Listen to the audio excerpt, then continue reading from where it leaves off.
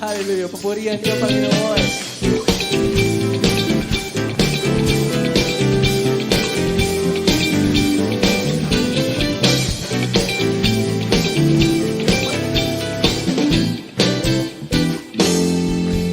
Tatakbo, ngunit di mahabog. Lalakad, di mapapago. Maghihintay ng may tagumpay. Pag ang pag-asa ko ay nasa'yo. Tatakbo, ngunit di mahabog. Lalakad, di mapapago. Maghihintay ng may tagumpay. Pag ang pag-asa ko ay nasa'yo. Tulad ng agila'y paiilan lang nang may panibagong sigla. Ako ay agilang paiilan lang nang may panibagong sigla. Ikaw ang hangin na nagtutulak sa akin. Sa ibabaw ng bagyo na nangangaling. O Diyos, purihin ka sa panibagong sigla. Sa panibagong sigla.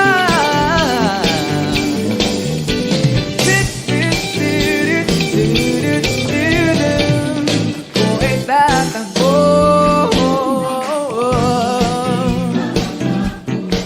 Lalakad, di mapapagod. Maghihintay ng may tagumpay. Pagkat mag-asa ko ay nasa'yo. Tatakbo, ngunit di mahabol. Lalakad, di mapapagod. Maghihintay ng may tagumpay. Pagkat mag-asa ko ay nasa'yo. Tulad ng agila'y paiilan lang nang may panibagong sigla. Ako ay agilang paiilan lang nang may panibagong sigla. Ikaw ang hangin na nagtutulak sa akin. Sa ibabaw ng bagyo na nangangalit. O Diyos, purihin ka. Tulad ng agila'y paiilan lang nang may panibagong sigla. Ako ay agilang paiilan lang nang may panibagong sigla. Lilipad sa ibabaw ng bagyo na nangangalit. O Diyos, purihin ka sa panibagong sigla.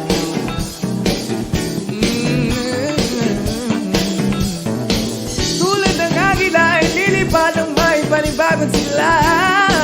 Ako ay tatakbo. Ngunit di mahabol. Lalakad, di mapapagod. Maghihintay ng may tagumpay. Pagkat pag-asa ko ay nasa'yo.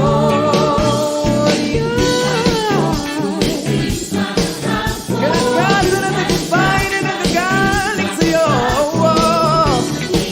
Oh Diyos, ang pag-asa ko ay nasa'yo. Tulad ng agila'y paiilan lang nang may panibagong sigla. Ako ay agilang paiilan lang nang may panibagong sigla. Ikaw ang hangin na nagtutulak sa akin. Sa ibabaw ng bagyo na nangangalit. O Diyos, purihin ka. Tulad ng agila'y paiilan lang nang may panibagong sigla. Ako ay agilang paiilan lang nang may panibagong sigla. Ikaw ang hangin na nagtutulak sa akin. Sa ibabaw ng bagyo na nangangalit. O Diyos, purihin ka. Ikaw ang hangin na nagtutulak sa akin. Sa ibabaw ng bagyo na nangangalit. O Diyos, purihin ka sa panibagong sigla.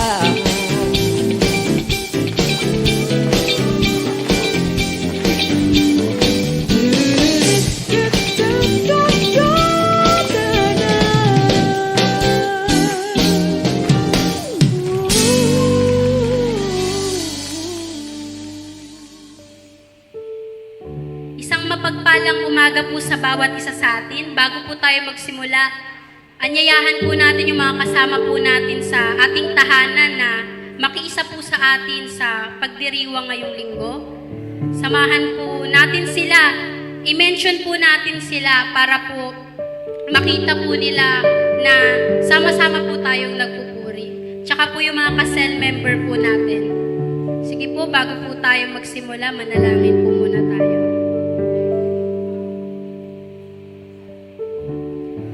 Dakilang Diyos, kami ay nagpapasalamat sa iyo dahil patuloy, Panginoon, ang biyaya na ibinibigay niyo sa amin. Patuloy, Panginoon, na kayo ay tunay, Panginoon, na tapat sa aming mga buhay. Salamat, Panginoon, sa pag-ibig, Panginoon, araw-araw. Patuloy na ginigising niyo kami, Panginoon. Wala po kaming ibang inaasahan, Panginoon. Wala po kaming ibang ninanais, Panginoon, kundi makatagpo ka po namin, Panginoon. Maranasan ka po namin ang bawat isa po sa amin. Marahil po, Panginoon, ang iba po, Panginoon, na mga nanonood, kahit sino po, Panginoon, na may pinagdadaanan. Sa aming pagpupuri, Panginoon, maitaas po namin ito sa iyo. Mapalitan po ang bawat puso ng galak, Panginoon, ng kapayapaan na nanggagaling sa iyo. At lalong-lalo na po ang kalakasan, Panginoon. Sa gawaing ito, Panginoon, kayo ang maging sentro sa lahat po ng mapapakinggan po namin ngayong araw na ito ay tumamo po ito sa aming mga puso, Panginoon. May apply po namin ito sa aming mga buhay. Sa iyo lahat ng papurit pagsamba, ito po ang aming samot panalangin sa pangalan ni Jesus. Amen, amen. Sige po, palakpakan po natin ang ating Panginoon.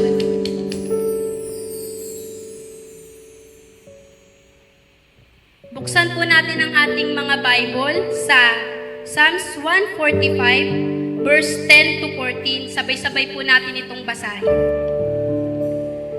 Magpupuring lahat sa iyo, O Yahweh, ang iyong nilalang. Lahat mong nilikha ay purihin ka't pasalamatan. Babanggitin nilang tunay na dakila ang iyong kaharian at ibabalitang tunay kang dakila at makapangyarihan. Dakila mong gaway upang matalastas ng lahat ng tao. Mababatid nila ang kadakilaan ng paghahari mo. Ang paghahari mo'y sadyang walang hanggan, hindi magbabago. Di ka bibiguin sa bawat pangako, pagkat ang Diyos ay tapat. Ang kanyang ginawa kahit ano ito ay mabuting lahat. Siya'y tumutulong sa lahat ng tao na may suliranin, at sa paglukmok sa panghihina ay kanyang hahanguin. Amen. Hallelujah. Tunay ng mga pangako ng Diyos ay laging nariyan sa atin. Hindi mawawala ang pag-ibig niya sa atin, ang pag-aalala niya sa atin bilang anak. Kaya ngayon, ini-encourage ko kayo, anumang sitwasyon ng iyong buhay, masaya ka man, malungkot, may pinagdadaanan o wala, purihin natin ang Panginoon, pasalamatan natin siya, bigyan natin siya ng mataas na papurit pagsamba. Sige po, simulan na po natin ang pagpupuri sa ating Panginoon. Hallelujah.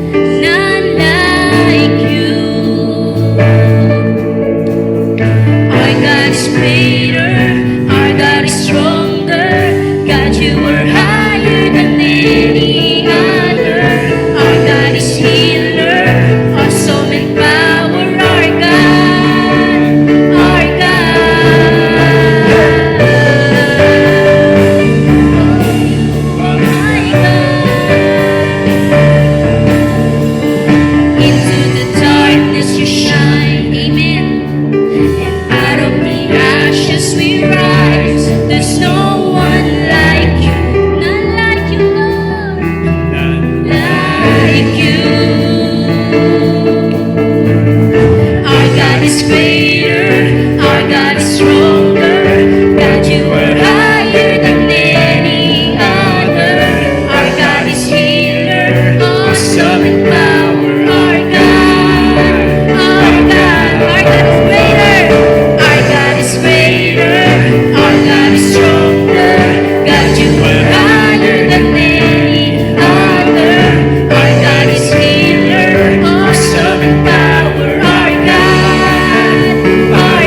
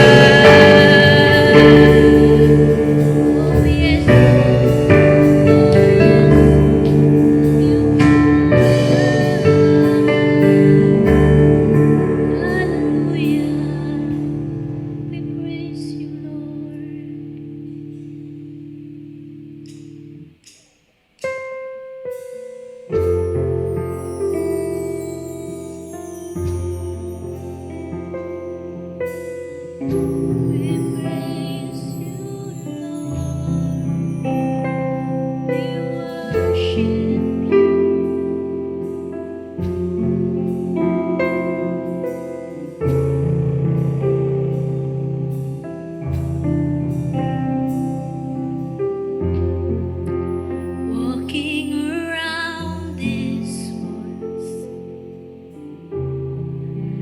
I thought by now they'd fall, but you have never failed me yet.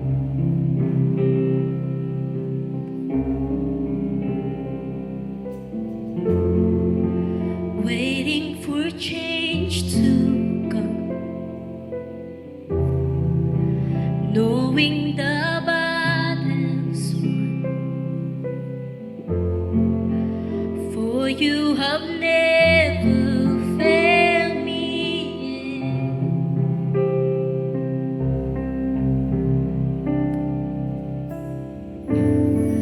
Your promise still stands, great is your faithfulness,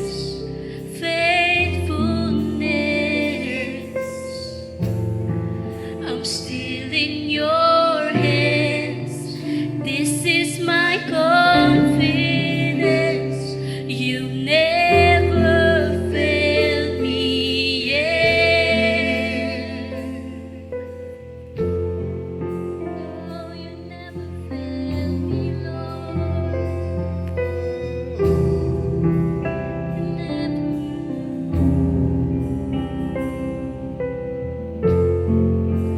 I know the night won't last.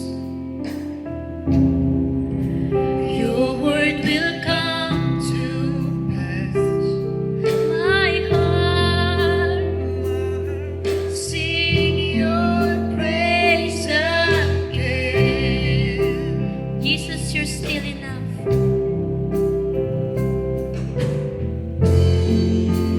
Jesus, you're still enough.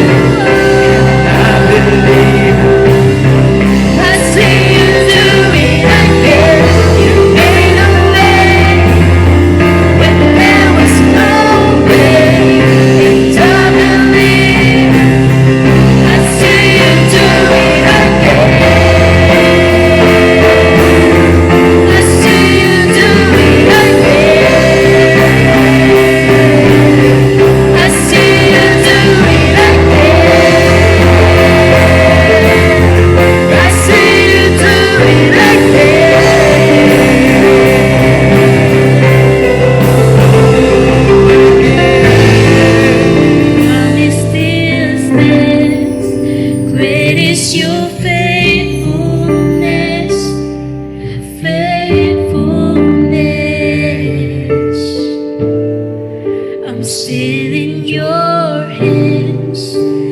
This is my confidence. You never failed me yet. You never failed me yet.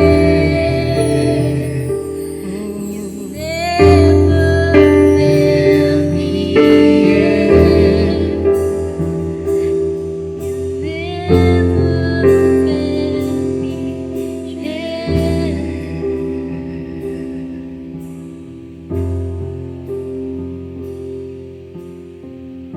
Tunay, Panginoon, lahat ng iyong mga pangako, Panginoon. At pangahawakan namin yun, Panginoon, araw-araw. Sa aming pagdidesisyon sa buhay, Panginoon. Sa inyo, Panginoon, kami maglilin, Panginoon. Naniniwala kami, Panginoon, na mas maganda yung plano mo, Panginoon, sa aming mga buhay. Maingat po namin, Panginoon, na binabalik sa iyo lahat ng papuri, lahat ng pagsamba. Ito po ang aming samot panalangin sa pangalan ni Jesus. Amen, amen, hallelujah. Magandang umaga muli sa ating mga kapatid na mga nanonood diyan sa ating pong mga tahanan, at tayo ngayon ay ispatuloy na nagsisagawa ng ating simbahay. At kaya po tinawag natin ito simbahay sapagkat tayo sumasamba sa ating mga o kung saan po tayo nakatira. Hindi pa po tayo pwedeng magpunta dito sa simbahan po natin, kung kaya po tayo mga nasa bahay na sumisimba. Simbahay po ang tawag diyan. At bago tayo magpatuloy, sanang handang-handa na po tayo lahat, at maraming salamat sa mga papuri at pagsamba po natin na inawit po. At nawang ating mga espiritu, ating mga kaluluwa ay naging handa na para naman po sa pakikinig ng salita ng Panginoon. Bago po noon ay magkaroon po muna tayo ng pag-alaala sa Panginoon po natin, na kung paano ang ating Panginoon ay naparito, nagpakahirap, namatay sa krus, at pagkatapos nun ay nabuhay na muli at nangako sa ating magbabalik.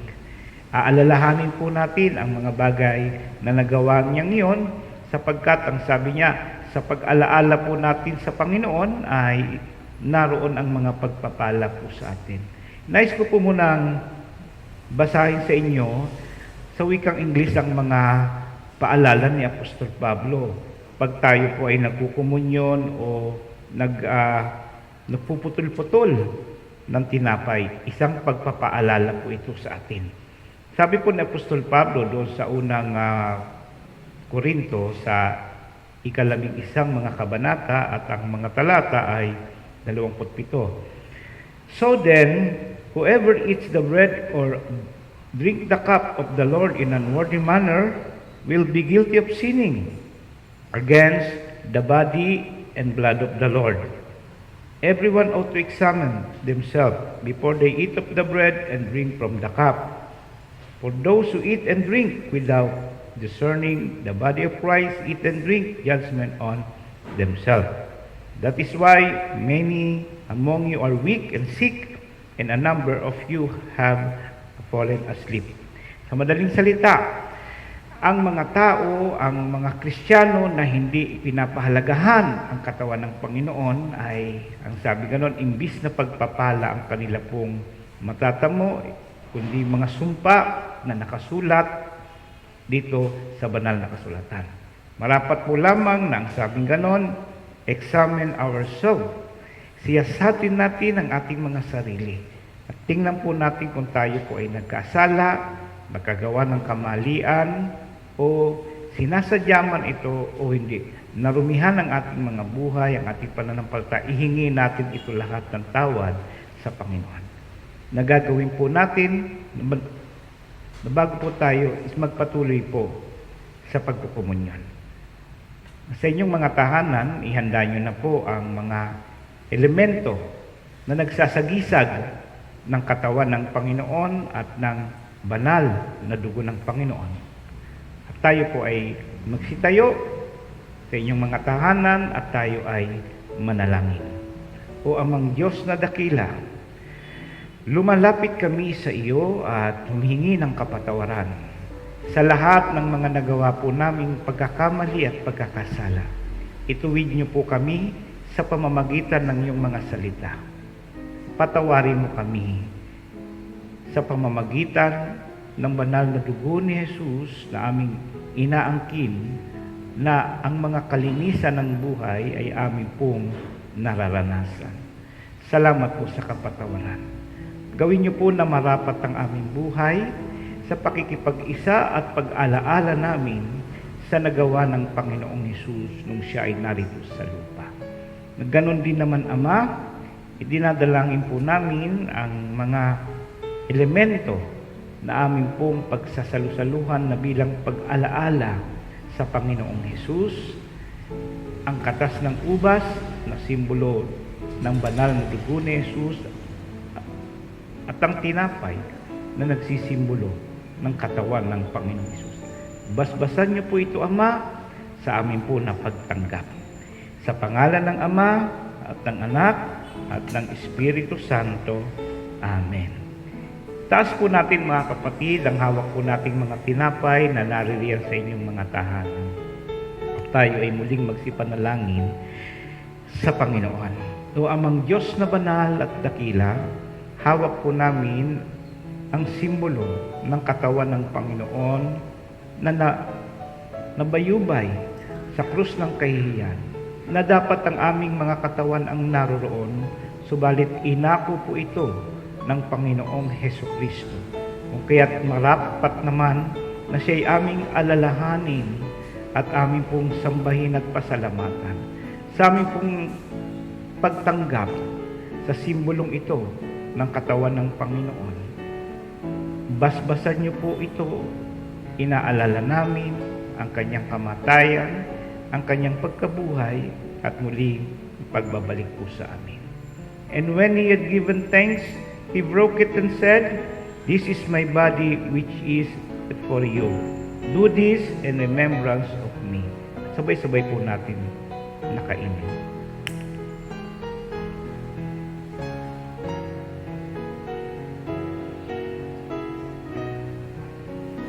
Taas po natin ang hawak po nating mga katas ng ubas at tayo ay muling manalangin. O aming Diyos na banal, maraming salamat sa simbolong ito na dugo ng Panginoong Hesus na naglilinis ng aming mga kasalanan. Ang dugo na tumigis sa kanyang ulo na gawa ng koronang tinik ay naglilinis ng kaisipan. Ang dugo na tumigis sa tagiliran ng aming Panginoon malapit sa puso ay naglilinis ng laman ng aming puso. Maging sa kamay, gawa ng pagkakapako, nililinis itong lahat ng nagawa po naming mga kasalanan.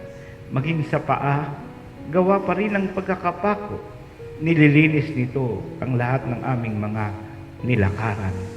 Mula ulo hanggang paa ay nakaranas ng maraming mga latay at sugat. Nililinis nito ang mga kalooban namin, ang aming mga damdamin, at maging ang bawat latay ng Panginoong Hesus ay nakapaglilinis at nakapagpapagaling ng lahat ng mga uri ng karamdaman at sakit. Inaangkin po namin ito, Ama, sa mga oras na ito at inaalala namin ang aming Panginoong Hesukristo na nagpakahirap, namatay, nabuhay at nangako magbabalik sa amin. Basbasan niyo po ito sa aming pong pagtanggap. In the same way, after supper, he took the cup and saying, "This cup is the new covenant in my blood. Do this whenever you drink it in remembrance of me." Sabay-sabay po natin na inumin.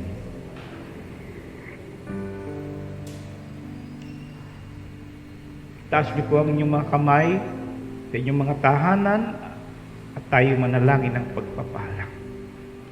Salamat po, Ama, sa natanggap po namin na mga pagpapalang ito. Hinihiling din naman namin na ang mga naisin ng aming puso, ang mga panalangin namin ay maisakatuparan, o aming Diyos. Dinggin mo ang aming mga panalangin na para po sa pampinansyal, mga panalangin na para sa kagalingan, mga panalangin na para po sa kapayapaan at kaayusan ng aming buhay. Lahat ng ito ay nasasakop ang lahat ng pangangailangan po namin. Higit sa lahat na palawigin mong aming pananampalataya hanggang sa iyo po na pagdating sa amin.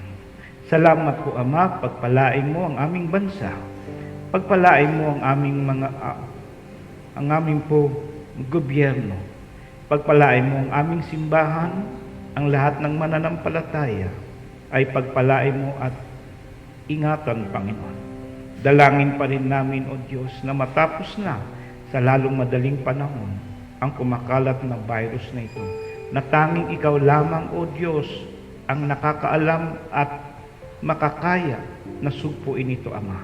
Ito pong aming idinadalangin, Ama, na kami ay magbalik na, O Diyos, sa mga dati po namin na ginagawa, subalit may higit na pag-iingat at may mga bagong mga kaparaanan. Salamat po, O Diyos, pagpalain mo ang aming iglesia, pagpalain mo ang aming mga leaders, pagpalain mo ang bawat mga pamilya, at tanggapin po nating lahat ang pagpapalang ito sa pangalan ng Ama at ng Anak at ng Espiritu Santo, sa pangalan ni Jesus. Amen. Amen. Palakpakan nga po natin ang ating Panginoon sa ating mga tahanan. At tayo po ay magsidako na po sa mahalaga po ng pangungusap ng Panginoon, sa mensahe ng Panginoon sa umagang ito.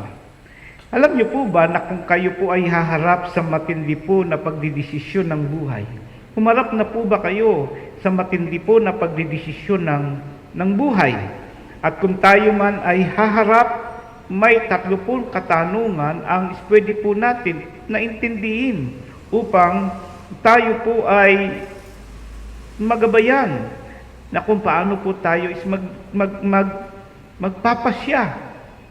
Lalo na yung mga pagpapasya sa pag-aasawa, o yung pagpapasya sa mga pupuntahan, o may madali, o meron kang matinding mga suliranin o problema sa buhay o sa relasyon na kinakailangan na pagpasyahan, o may pangyayari na kinakailangan na pagpasyahan. Ang 3 katanungan na ito na maaaring makatulong po sa atin, ang katanungan na ano, saan, at kailan. Pagka mga katanungan na ito ay hindi po maliwanag po sa atin, maaari po na tayo ay humantong sa hindi magandang pagpapasya at maging resulta po ito ng mga yung tinatawag po natin na pangyayari na hindi po natin magugustuhan sa buhay po ito. Kung kaya po ang pinakamatalino na pag tayo po ay magpapasya sa ating buhay ay natanungin muna natin ang Panginoon. Sabihin natin sa Kanya kung ano ba ang mga bagay na ito, ano ba ang magagawa niya, at kailan ba niya ito gagawin sa atin, at paano ba ito niya gagawin sa atin. Higit sa lahat, ito nga po talaga yung pinakamatalino na gagawin po ng isang taong nagtitiwala po sa Diyos, ang lumapit po sa Panginoon at tanungin sa Panginoon kung ano ba ang mga bagay na ito, bakit ba ito nangyayari, at paano ba ito masusolusyonan. Wala pong ibang na paraan sa mundong ito na nakakaalam ng lahat kundi ang Panginoong Hesukristo, ang Panginoong Diyos na nasa langit, sapagkat alam ng Diyos kung ano ang gagawin natin, alam ng Diyos kung paano natin ito gagawin sa tamang panahon, at alam din ng Diyos na ang kanyang mga kalooban ay sapat na para po sa atin. Sa aklat po ng Exodus, sa chapter 2, verse 11 hanggang sa verse 15, akin pong babasahin. One day, after Moses had grown up, he went out to where his own people were. and watched them at their hard labor. He saw an Egyptian beating a Hebrew, one of his people, looking this way and that and seeing no one. He killed the Egyptian and hid him in the sand. The next day, he went out and saw two Hebrews fighting. He asked the one in the wrong, "Why are you hitting your fellow Hebrew?" The man said, "Who made you ruler and judge over us? Are you thinking of killing me as you killed the Egyptian?" Then Moses was afraid and thought, "What I did must I have become known." When Pharaoh heard of this, he tried to kill Moses, but Moses fled from Pharaoh and went to live in Midian, where he sat down by a well. Ang istorya po ni Moises, sa binasa kong mga talata, ay isang halimbawa po ng paghahanap po sa Diyos ng paggagabay. Importante po na magabayan po tayo ng ating Panginoon, lalo na pag tayo ay gagawa ng isang pagdidesisyon po sa buhay. Maraming tao, ang batayan ng pagdidesisyon nila ay sa nakikita nila, sa nangyayari sa ngayon. Hindi sila humihingi ng gabay sa Panginoon. Kagaya po nitong si Moises, na kung saan nung nalaman niya na siya pala ay hindi isang Egyptian, inampun lamang po siya ng anak na babae o anak na babae ng Parao. At nung nalaman niya na siya pala ay isang ampon at ang lahi niya ay ang mga taong inaalipin sa panahon na yon.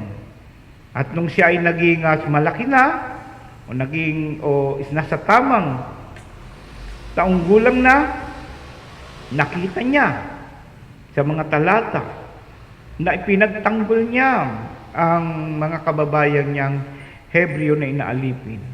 Subalit nung dumating naman ang pagkakataon na yon ay isa sobrang pagtatanggol niya, inapatay niya ang isang Ehipto or Egyptian. At isa pangalawang pangyayari, ang dalawang magkababayan naman na Hebreo ang nagtatalo, subalit binalikan siya na kung papatayin daw din niya ang kababayan niya. At yun ang naging dahilan na kung saan siya ay tinugis, naging wanted sa Ehipto at naging daan naman na siya ay magpakalayo-layo at doon ay nagsimula siya na gamitin ng ating Panginoon. Dito po iikot ang mensahe ng ating Panginoon. Napapamagatan po nating manatili po tayo na lumalakad na kasama ang ating Panginoon. Sapagkat maraming mga Kristiyano is pagdating ng pagdidesisyon, lumalayo na sila sa Panginoon. Hindi na nila naiisip na ang tanging makapagbibigay ng mga solusyon, ng kaparaanan ng maayos na pagdidesisyon ay ang ating Panginoon. Lumalayo na sila at ang sarili nilang mga kalooban at mga katalinuhan ang nagiging batayan ng kanilang pagdidesisyon. So mahalaga po na sa umagang ito, na pag tayo ay humaharap sa matinding pagdidesisyon ng buhay. Ano ho ba ang mga matitinding pagdidesisyon ng buhay? Alam niyo po sa akin nalalaban, the major decision na ginagawa ng tao nung una, ay yung tanggapin niya ang Panginoong Hesus na tagapagligtas. Ang pangalawa na pagdidesisyon ay yung siya'y magkakapamilya, yung siya'y magkakaasawa. Yung mga major decision yun Kinakailangan natin ng gabay ng Panginoon. Ang mga minor decision naman, yung mga patungkol sa kabuhayan mo, sa pag-aaral mo, at kung saan-saan pa, pag mali ang pagdidesisyon natin, Nagiging resulta ito ng mga sirkumstansya sa buhay at minsan napapalayo tayo sa tamang naisin ng Panginoon sa ating mga buhay. Huwag nating pangungunahan ang ating Panginoon, ang ating Diyos. Nakagaya ni Moises, na imbis na makita niya yung layunin ng Panginoon at kung bakit nangyari sa kanya yon, ang nakita niya ay yung nagdesisyon siya kagad. Sa mga pagkakataon na yon, hindi niya naikonsidera na maaring lalo pa ito na makagulo sa kanyang buhay. Sana po napag-aaralan at naintindihan po natin ang sitwasyon po ng si Moises nung naintindihan niya na siya pala ay hindi isang Egyptian, siya pala ay kababayan ng mga Hebreo na inaalipin. Sa panahon na yon, nagpadalos-dalos siya ng kanyang mga pagkilos. Pinangunahan niya ang pagkilos ng ating Panginoon. Ano ba ang mga dahilan? Paano ba natin pinapangunahan ang pagkilos ng Diyos sa ating buhay? Maraming Kristiyano, akala mo'y sumusunod sa Panginoon, pero pinapangunahan ang kalooban ng ating Panginoon na kagaya ni Moises sa pagkakataon na ito. Una, paano napangunahan ni Moises ang ating Panginoon? Hindi nakita ni Moises yung malaking larawan o yung malaking pwedeng mangyari sa buhay niya. Subalit ang nakita lang niya yung pagkakataon na yun, yung pangyayaring yun na nakita niya sa kanyang mata, na inaalipin at hindi lang inaalipin, pinaparusahan pa ng isang Egyptian. Yung kababayan niyan, ano ang ginawa niya? Pinatay niya. Oo, nandun na, pinagtanggol niya ang kanya pong kababayan. Subalit nagpadalos-dalos siya. Pinangunahan niya.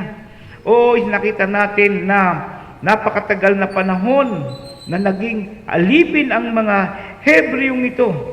Subalit, ang Panginoon ay laging may plano sa ating mga buhay na kung tayo lamang ay magtitiwala po sa Kanya. Hindi nakita ni Moises yung plano ng Diyos, yung maaring maganap, yung malaking larawan na kung saan ang mga Hebreo ay ilalagay niya sa lupang pangako. Pero ang nakita lang ni Moises sa pagkakataon na yon, na tinawag natin na pinangunahan niya ang Diyos nung ginamit niya ang kanyang dahas. Nagpasya siya sa kanyang sariling lakas at sa kanyang sitwasyon sa mga oras na yun, sa posisyon niyang iyon. Kung kaya't, yun din naman ang ginamit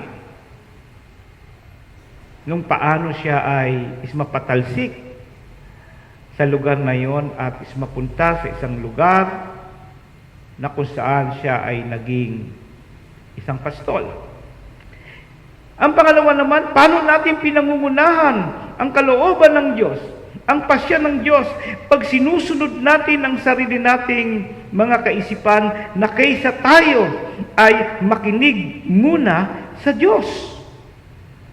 Yung una, dahil sa pabigla-bigla itong si Moises, nakita niya ang kaganapan o yung nagaganap na kaysa sa malaking pwedeng mangyari na gagawin ng Diyos. Ang pangalawa naman, na kung paano natin pinangungunahan ang kapasyahan ng Diyos, ang kalooban ng Diyos pag sinusunod natin ang ating mga sariling mga kaisipan, na kaysa makinig muna tayo sa sasabihin ng Diyos. Nakagaya ni Moises, nakita niya, naisip niya na ang kanyang mga kababayan ay maaring matagal nang inaalipin at sa sarili niyang mga kaisipan ay pwede niyang may pagtanggol ito. Sa sarili niyang lakas, hindi siya nakinig sa Diyos ng kanyang mga ninuno. Ang pantatlo, paano ba natin pinangungunahan ang kalooban ng Diyos? Ang gagawin ng Diyos pag tayo ay padalos-dalos na kumilos na kaysa alamin muna natin ang magagawa ng Diyos. Maring hindi mo kaya na tarukin ang magagawa ng Diyos. Subalit mga kapatid, ang Diyos na nangako sa mga taong ito na pinili niya ay Diyos na kung saan ay hindi nagsisinungaling, ang Diyos na gagawin niya ito sa tamang panahon sa buhay niya. Maging kagaya natin na tayo pong lahat, kung tayo ay may pananampalataya sa Diyos, alam ng Diyos ang nangyayari sa ating mga buhay. Alam ng Diyos kung ikaw ay naghihirap sa oras na yun. Alam ng Diyos kung wala kang pambayad sa kuryente, ilaw, pagkain o damit. Alam ng Diyos ang lahat ng mga nangyayari sa buhay niyo at alam din ng Diyos kung paano niya ito ipoprovide sa iyo. Huwag kang magpadalos-dalos na kagaya po ni Moises. Napadalos-dalos ang pagkilos kung kaya niya napatay ito, nadungisan pa ang kanyang kamay. At napatalsik pa siya sa palasyo. Umaaring ito'y ikaparaanan ng Diyos. Subalit mga kapatid, minsan, nangyayaring isang bagay sa atin dahil na rin sa padalos-dalos natin. At ang ating Panginoon ang nangyayari, siya yung mga taga-ayos. Inaayos niya yung mga mali natin ginagawa. Inaayos niya yung mga mali nating mga pagdidesisyon. Inaayos niya yung mga padalos-dalos nating mga pagkilos sa pamamagitan ng mga sirkumstansya, sa pamamagitan ng mga pagdidisiplina, sa pamamagitan ng mga nangyayari sa ating mga buhay. Subalit, sa bandang uli, nakikita natin ang Panginoon ay patuloy pa rin kumikilos kung tayo ay makikinig sa Kanya. Alam niyo po mga kapatid, pagpadalos-dalos po tayo ng ating pong pagkilos, nawawala tayo sa kalooban ng Panginoon. Hindi natin nakikita ang kamay ng Diyos. Ano ba ang mga dahilan kung bakit ang isang tao ay padalos-dalos na kumikilos? Una ay dahil sa maling pag-uugali o dahil sa ating mga pag-uugali na patungkol sa nangyayari.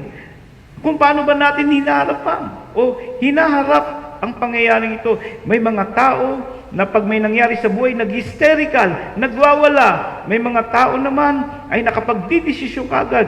Kaya makikita mo minsan, isang pangyayari, ang isang nagbibisikleta, nakabangga ng bata, binugbog yung nagbibisikleta.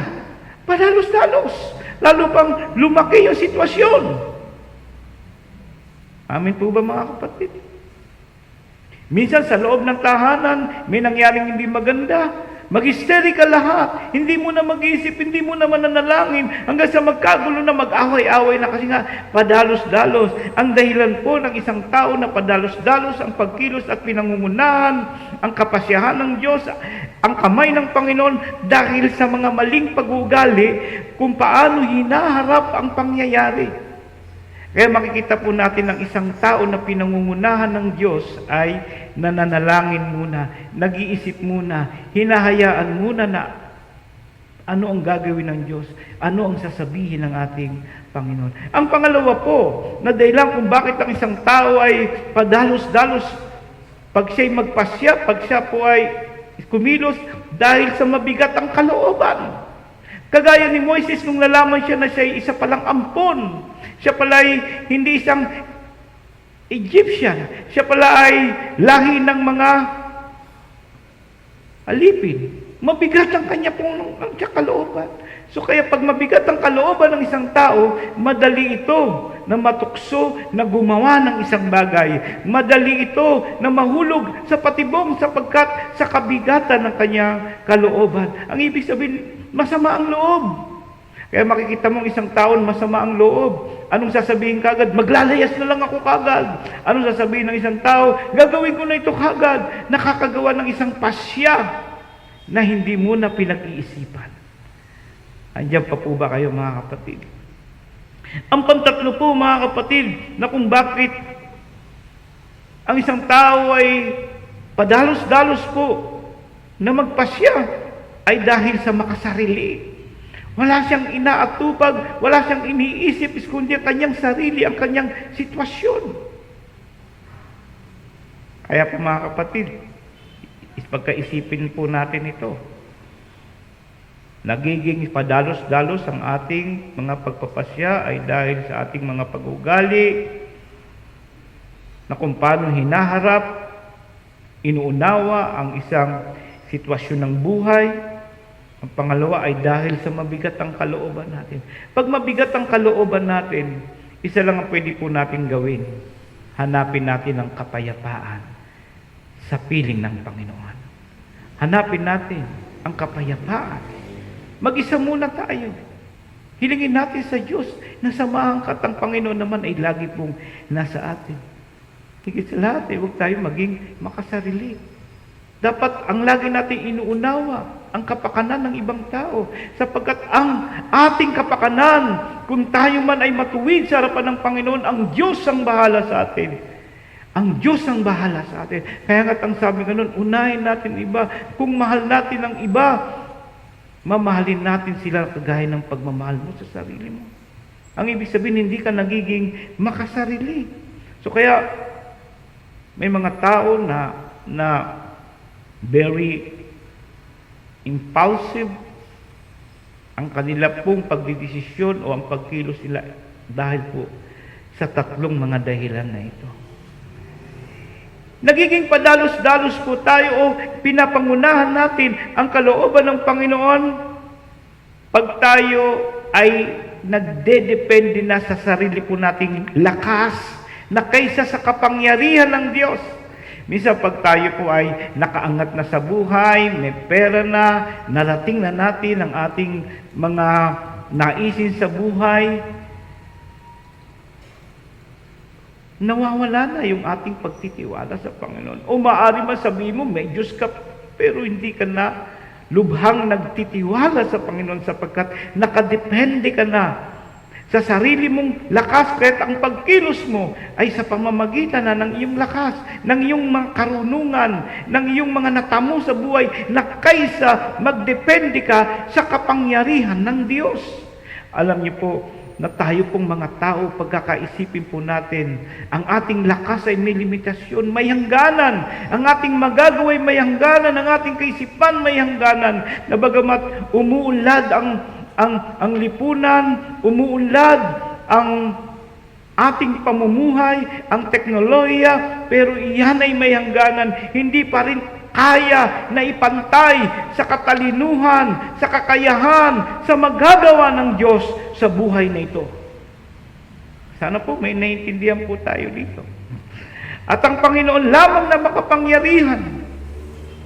Isang araw, pag hindi mo na kaya, pag ubos na ang lakas mo, pag wala ka na maisip, at saka kikilos ang Panginoon at nakikita niya kung paano ang kapangyarihan niya ay patuloy na gumagalaw, lalo na sa mga taong inibig niya, lalo na sa mga taong inililigtas niya. Kaya makikita niyo po sa bandang huli ng istorya po nito ni Moises, tinulungan siya ng Panginoon.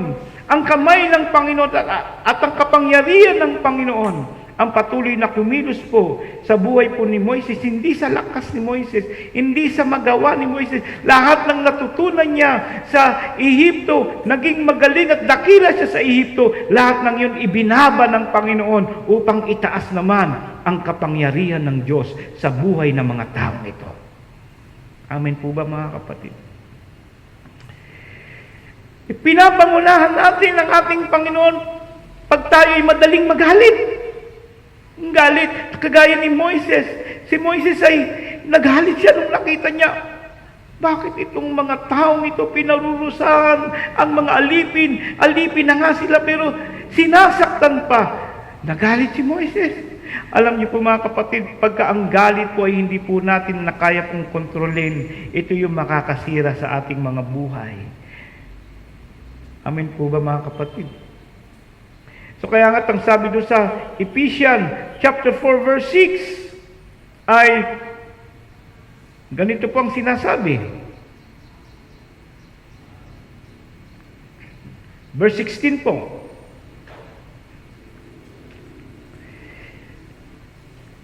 From Him, the whole body, joined and held together by every supporting ligament, grown and built itself up in love at its part does it works. So dapat tayo'y nagpapatawaran. Nakagaya po ng sinabi ni Apostol Pablo na tayong lahat, ang ating kalakasan ay limitado, subalit ang Panginoong Diyos na makapangyarihan, isang araw, tayo po ay bibigyan ng kalakasan. Huwag tayong biglang magagalit.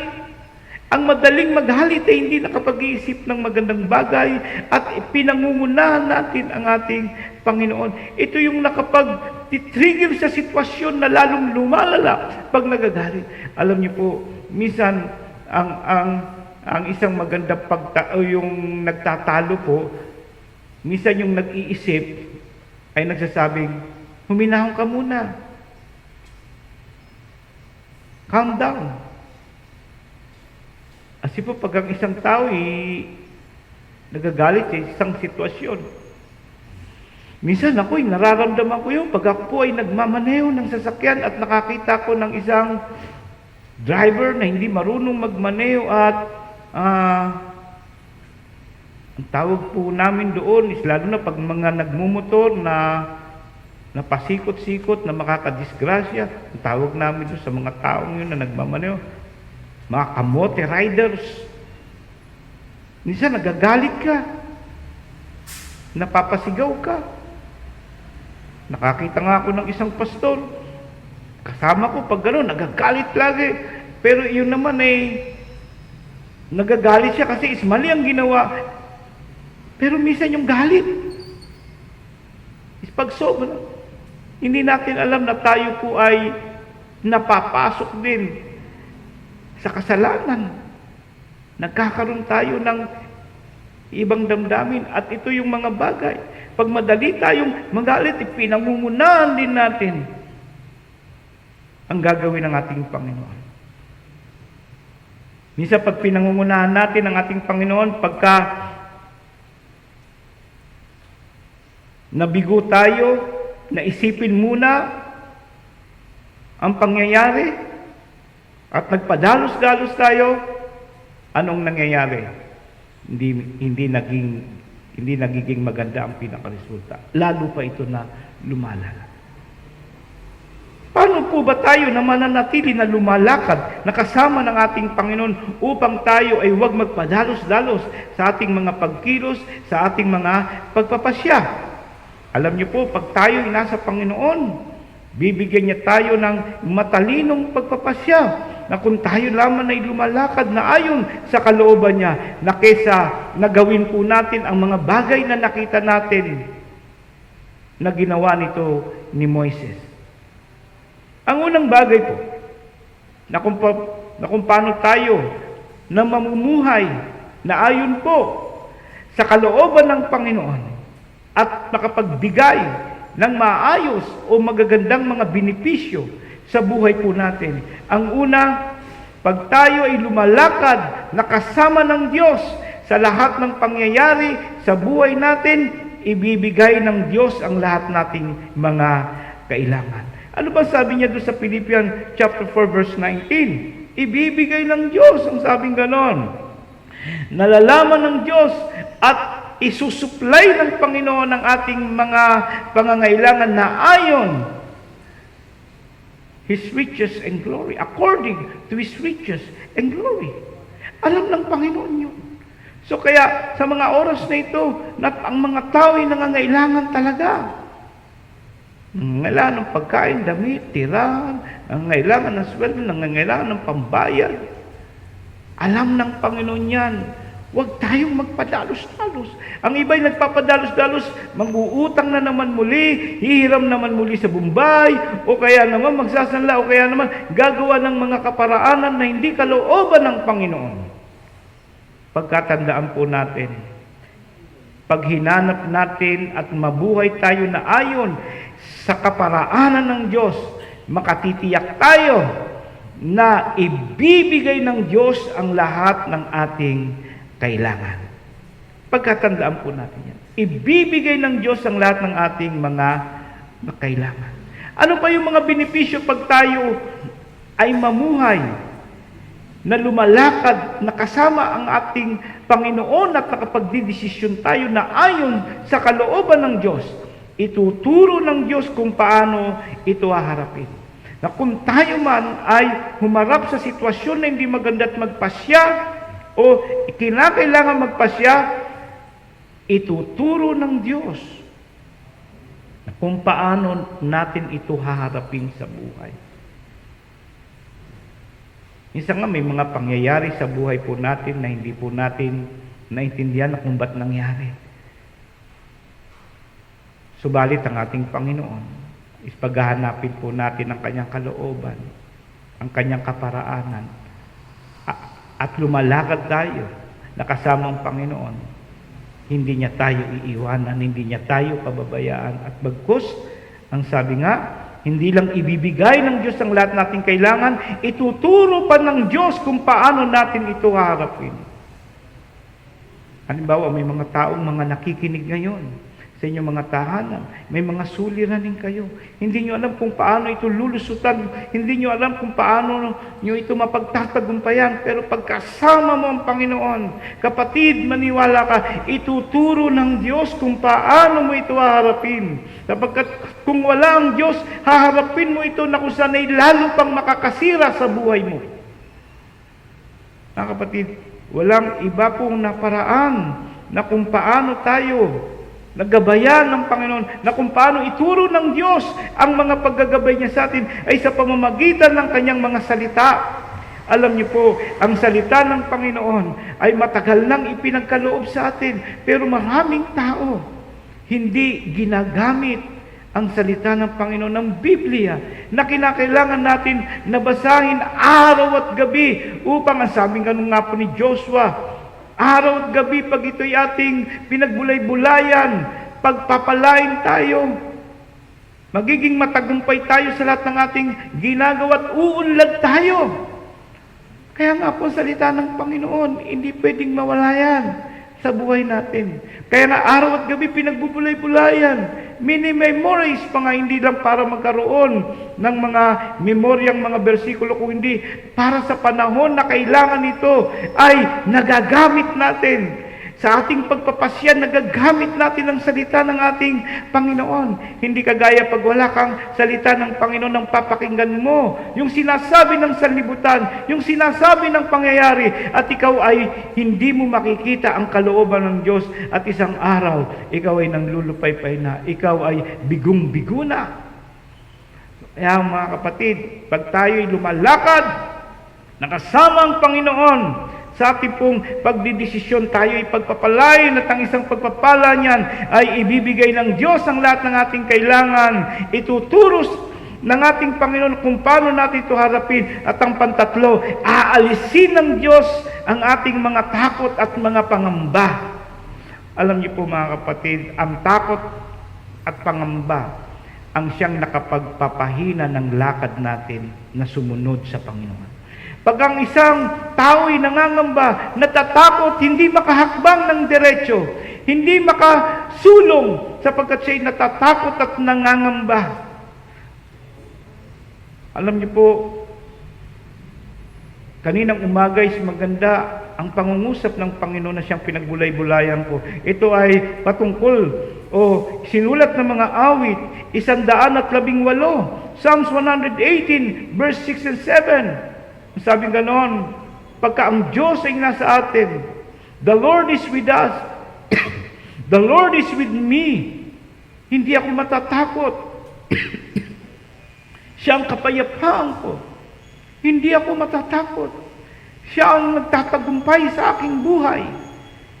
Walang takot na haharapin ang lahat ng mga bagay sapagkat alam mo ang Diyos ay mananagumpay. At kung ikaw ay nasa Diyos at ang kanyang mga salita ay nasa sayo, ang tagumpay ay nasa sayo. Sukat na nasabihin ng mga apostol, sino ang laban sa akin? Kung ang Panginoon, kung ang Espiritu ng Diyos ay nasa akin, sino ang laban Sa akin, hindi makapananaig ang naghahari-harian sa mundong ito sapagkat ang tunay na hari at ang ating Panginoon ay nabubuhay sa ating mga buhay. Amen po ba mga kapatid? Pag tayo'y lumalakad, nakasama ang ating Panginoon, hindi lang niya aalisin ang ating mga takot at mga pangamba, at bagkus makikita natin ang pagkilos ng Diyos, ang kamay ng Diyos sa bawat pangyayari na nangyayari sa ating buhay, at tayo'y makapag-didesisyon, makapagpapasya ng maayos. Alam niyo po mga kapatid, pag pinagtiwalaan natin ang Panginoon, kinakailangan magtiwala tayo sa Diyos at magintay tayo sa gagawin ng Diyos. Minsan pagpadalos-dalos po ang ating pagpapasya, namimiss natin yung kalooban ng Panginoon. Hindi natin natatagpuan na ang Diyos pala ay may magandang mga naisin sa ating buhay. Ang kasagutan ng ating mga panalangin ay hindi natin natatagpuan sapagkat nauna na, pinangunahan natin ang Diyos. Kaya po, minimungkahi ko, huwag nating pangunahan ang Panginoon. Matuto tayong magtiwala sa Kanya, magintay sa Kanya sapagkat pag tayo'y lumalakad, nakasama ang ating Panginoon, ang bawat mga hakbang natin ay punong-puno ng pagpapala. At isang pagpapalang yan ay makikita natin na ang Diyos ay kumikilos sa ating buhay at tayo ay makapagsasabing, Hallelujah, praise God, purihin ang Panginoon, salamat sa Panginoon. Yun yung mga magagandang bagay. Hindi yung sa paglakad mo natapilo ka lang Hallelujah! O nagulat ka lang, praise God! O nakita mo lang sa kapatid mo, praise God! Hindi ganun.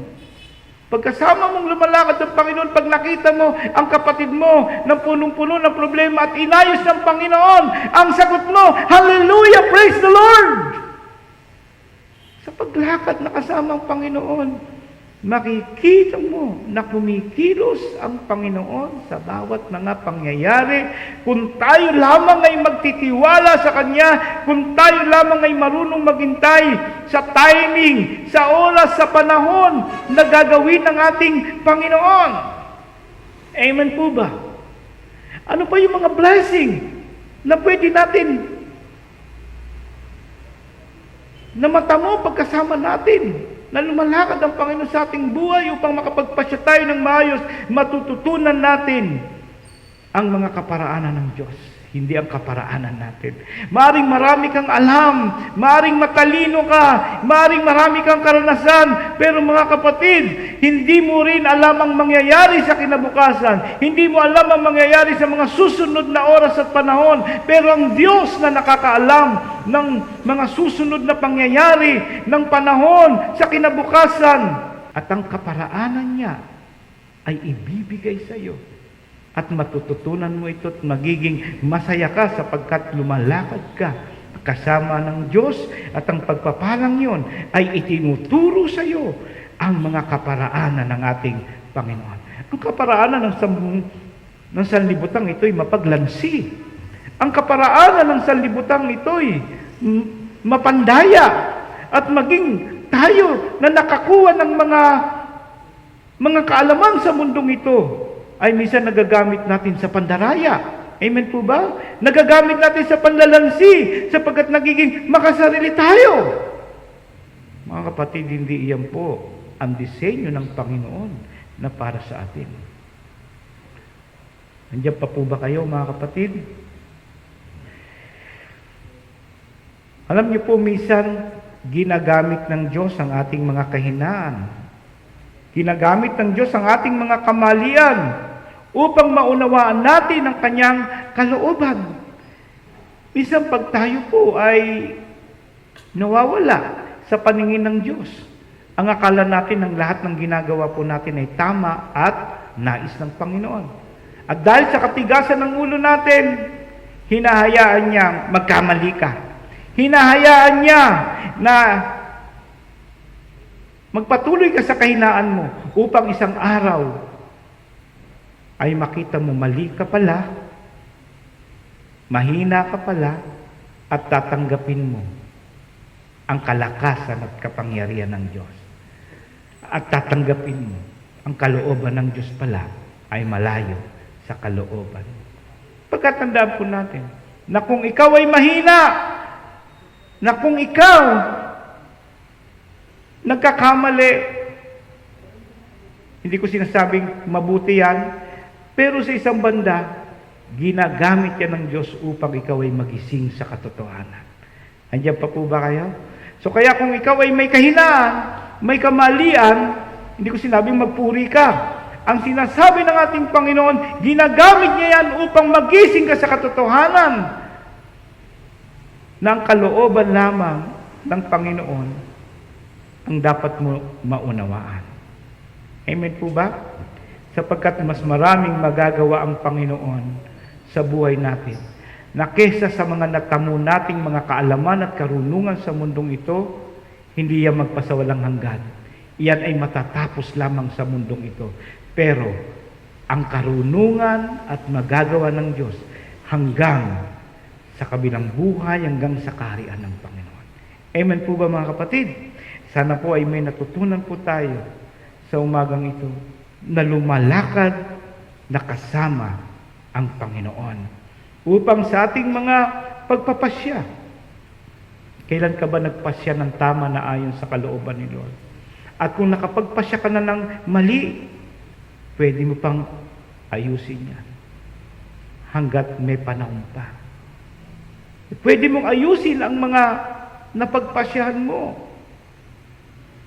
Una, ikonsulta mo ito sa salita ng Panginoon. Manalangin ka. Huwag mong hayaan ang kalakasan mo, ang karunungan mo, ang magagawa mo. Nakagaya ni Moises, dahil siya'y nakapag-aral, naging tanyag. Akala niya lahat ay magagawa niya. Akala niya lahat ay meron siyang kapangyarihan. Subalit, humantong siya'y ibinaba muna panandalian ng Panginoon upang ma-realize niya, mapagtanto niya na kinakailangan niya na tingnan ang magagawa ng Diyos. Sa umagang ito mga kapatid, sa mga taong nakikinig yan sa inyong mga tahanan at maging sa mga makikinig pa, pagkaisipin po natin, ang pagpapasya ay dapat ayon sa kalooban ng Panginoon. At kung tayo man ay magpapasya at mabinipisyuhan tayo, mapagpala tayo sa pagpapasya natin na kasamang Diyos, ay kinakailangan lumakad tayo sa kalooban ng ating Panginoon. Magtiwala tayo sa Kanya.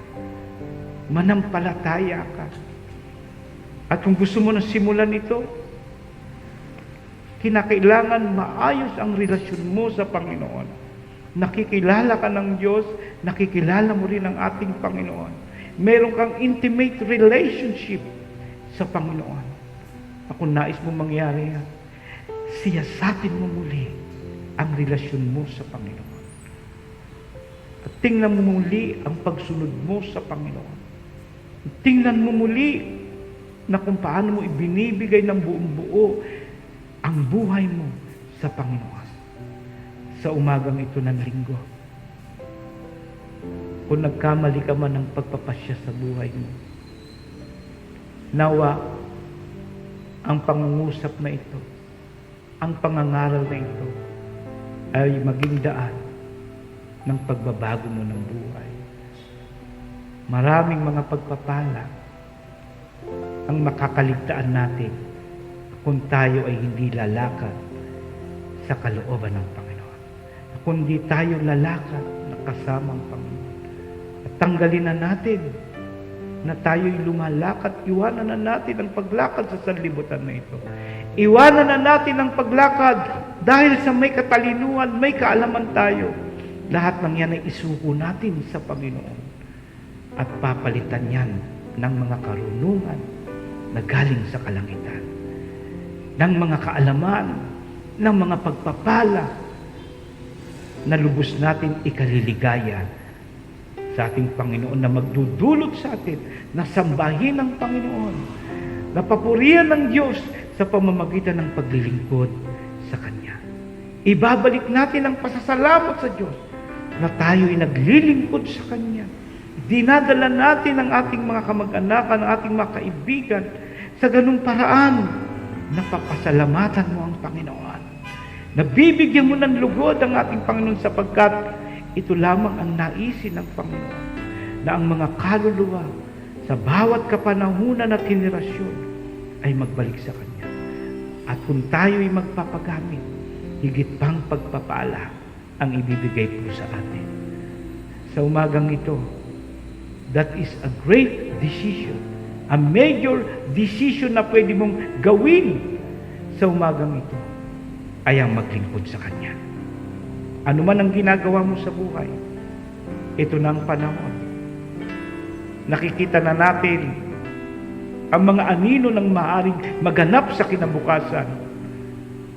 Sana wag lang yun ang mga pag-aralan natin. Sana wag lang yun ang mga bigyan natin ng oras.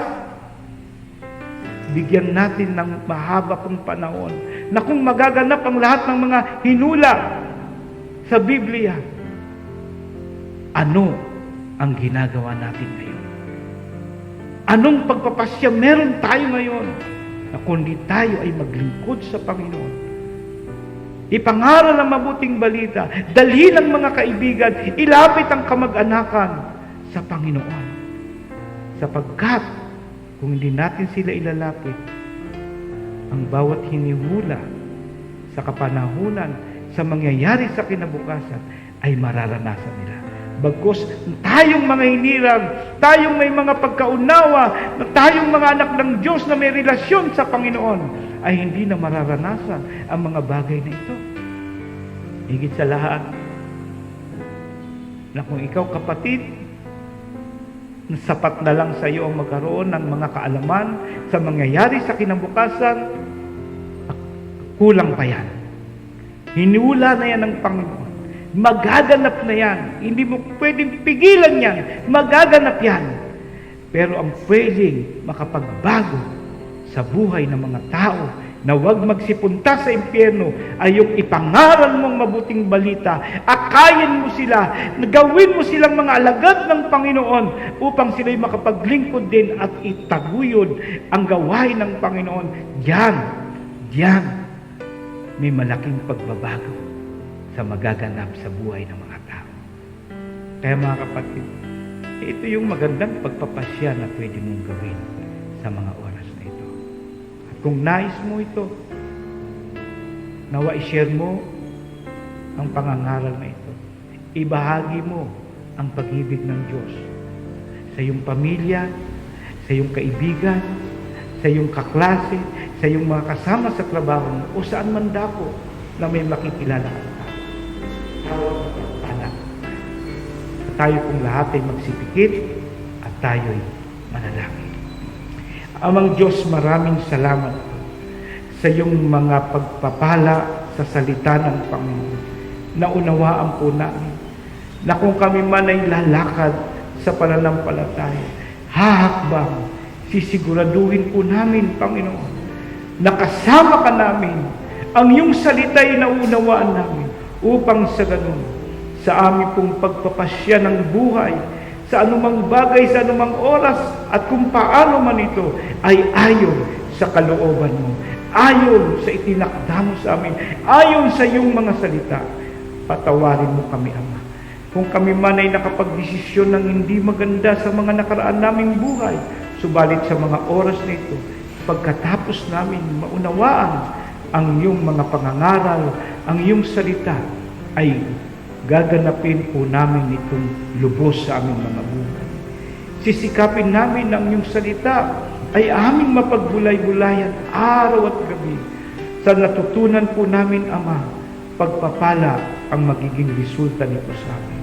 Kaya idinadalangin kong bawat pamilya, ang bawat mga tao na nasa tahanan na nagsisimbahay sa mga oras na ito, maging sa ibang mga bansa, maging sa mga nakikinig pa, Panginoon, o makikinig pa, pagpalain mo po silang lahat. Ingatan mo sila. Ang salita mo ay maging mga salita nila upang matagpuan nila ang kaparaanan mo, ang kalooban mo, Panginoon. Lalo na sa mga tao na nagkamali ng pagpapasya sa nakaraan, meron pang pagkakataon na ituwid ito. May pagkakataon pa sa pamamagitan ng pagbabago ng buhay, sa pamamagitan ng pagsuko sa Panginoong Jesucristo at tanggapin ang Panginoong Jesucristo na bilang tagapagligtas at Panginoon. Sa umagang ito, Panginoon, idinadalangin kong bawat isa sa amin na pagpalain mo sa pangangailangan, bigyan mo ng mga pampinansyal na pangangailangan na para mabayaran nila ang kanilang mga bayarin sa kuryente, mga bayarin sa tubig at maging sa renta kung sila man ay nagre-renta. At yung mga walang trabaho, Panginoon, alam ko, maraming kaparaanan na mabubuti na ihahayag mo sa kanila upang sila'y pagpalain.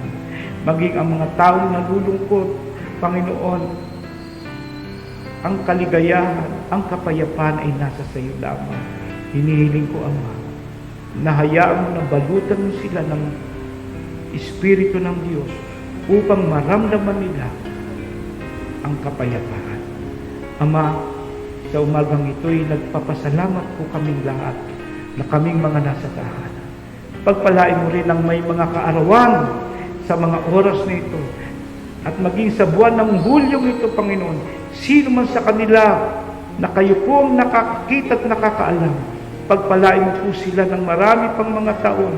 Bigyan mo sila ng maayos na kalusugan at maging ang mga mag-asawa na nagse-celebrate ng kanila pong wedding anniversary. Lord, pagpalain mo at pagyabungin niyo pang pagsasama po nila.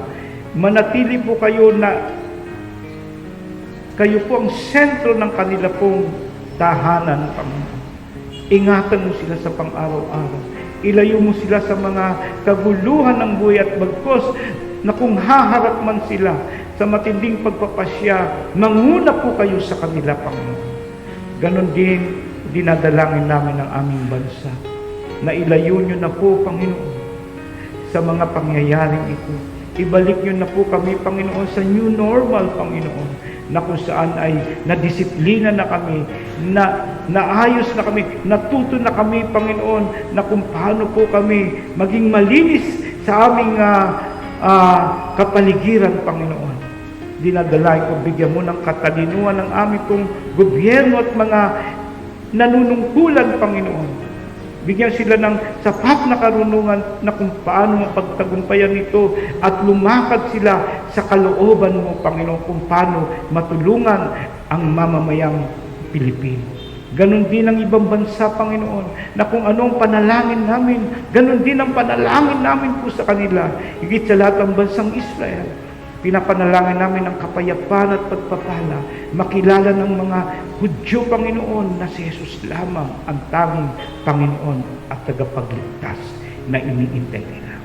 Sa umagang ito, pagpalain mo kaming lahat sa buwan ng Hulyo at aming tinatanggap ang lahat ng ito sa pangalan ng Ama at ng Anak at ng Espiritu Santo.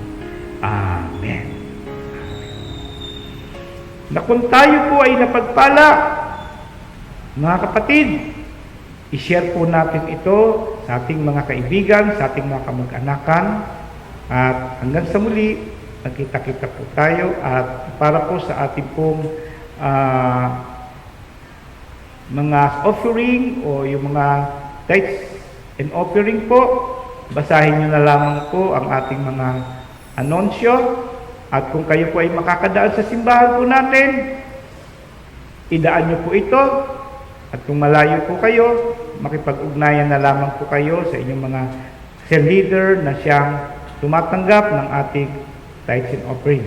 Pagkaisipin po natin na kahit po wala po tayong gawain sa simbahan na ito, patuloy po tayong nagbabayad ng kuryente, ng ilaw at ng church rental po natin. Kaya po, magtulong-tulungan po tayo, malalagpasan po natin ito sapagkat ang Diyos ang may-ari nito, ang Diyos din na magsusupply ng mga pangangailangan po natin. Para po sa ating last benediction, tayo pong lahat ay magsitayo sa ating mga tahanan at itaas natin ang ating mga kamay sa Panginoon. Praise God, what blessings flow. Praise Him, all people ye below. Praise Him above the heavenly host. Praise Father, Son, and Holy Ghost.